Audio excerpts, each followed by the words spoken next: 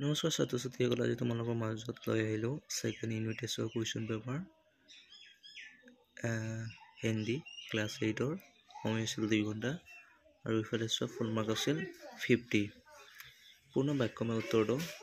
কুৱেশ্যনকেইটা চাবা তোমালোকে। असम की संस्कृत राजधानी किसे माना गया है, ये देख लो। দেখাইছোঁ ভিডিঅ'টো।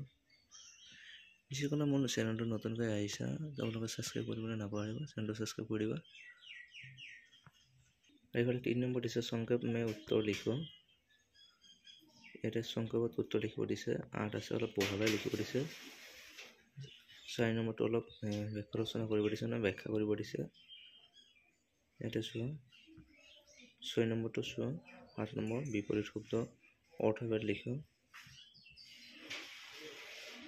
एक शब्द में लिखो, वचन परिवर्तन करो। और इफाले दिसे 13 नंबर तो हिंदी में अनुवाद करो। My father is a teacher.